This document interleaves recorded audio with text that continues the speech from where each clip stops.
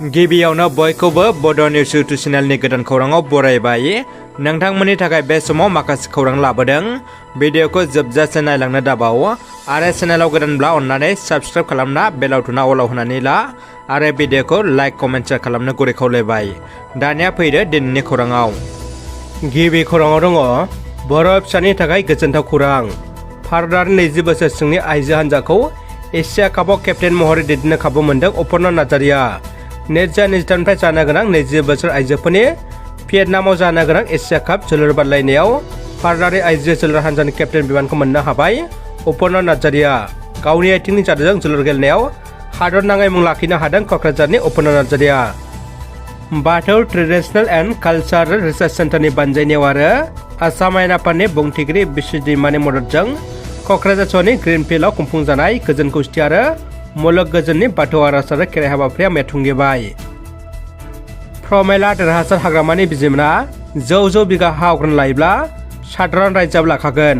हाग्रानि अरथाव थानाय हाखौ रावबो लानो मोननाय नङा, होखानाय जाखागोन बे बाथ्राखौ बुंदों हाग्रा बिफाननि मावफुं सोद्रोमा रन्जित बसुमतारी बिथाङा।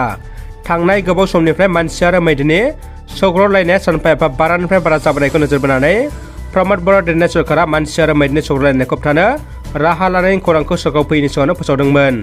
दिनै बे फोसावनाय लेखायैनो उदालगुरि जिल्ला दैमाकुसि ओनसोलनि साहा ओनसोल 2 नं सनाजुलि बादलापारा साहा बागाननिफ्राय दैमाकुसिसिम 3 किल'मिटार गोजानसिम सलार फेन्सिं होनाय खामानिया आबुं मावफुं जानायनि थाखाय दिनै बेखौ रायजोफोरनि थाखाय बेखेवना होलाङो हाग्रा बिफाननि मावफुं सोद्रोमा रन्जित बसुमतारीया।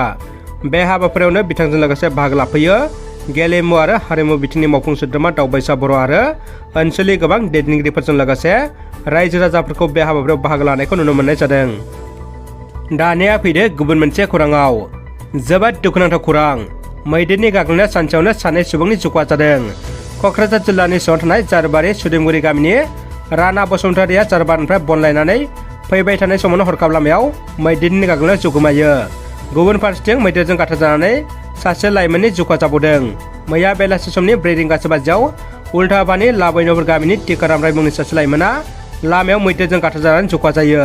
खौरां मोननाय बायदिब्ला क'क्राझारनिफ्राय उल्थापानि गावनि न' फारसे फैबाय थानाय समावनो लामा गेजेराव बे जाथाया जादों।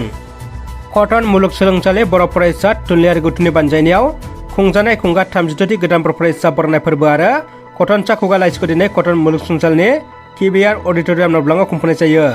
बे हाबाफारियाव जर'खा आलासि महरै बाहागो लायो मिरु दुलाराय बर' फरायसा आफादनि लोगो बुंथिगिरि बिबारि बर' बिथाङा।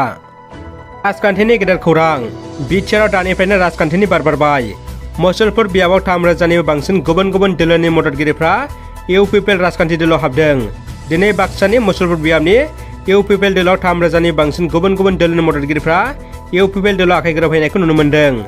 बिटिसिनि मावफुं सोद्रोमा राकेश ब्रह्मनि सामलायनायखौ मोजां मोननानै गुबुन गुबुन हारि माहारिनि मददगिरिफ्रा इउपिपिएल दोलोआव हाबो। बे हाबाफारियावनो बाहागो लायो रायजो सभानि एमपि रोंगोरा नार्जारि, इउपिपिएल दोलोनि नेहाथारि राजु नार्जारि, इउपिपिएल दोलोनि मिडिया सेलनि बिबानगिरि हान्थिगिरि नार्जारि आरो गोबां इउपिपिएल दोलोनि बिबानगिरिफ्रा। दानिया फैदो जोबथा खौराङाव।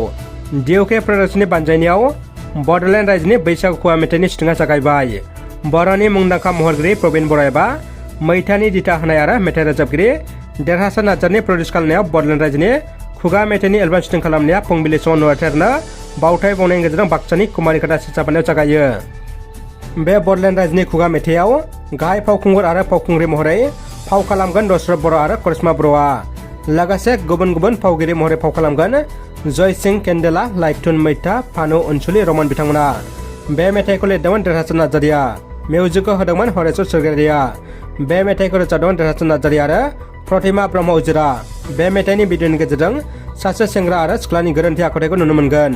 बे मेथाइनि भिडिअखौ नोंथांमोना फैगौ 20 मार्चनि सिगांनो देरहासार नार्जारि इउटुब चेनेलाव नुनो मोनगोन होननानै दिथागिरिया मिथिहोदों।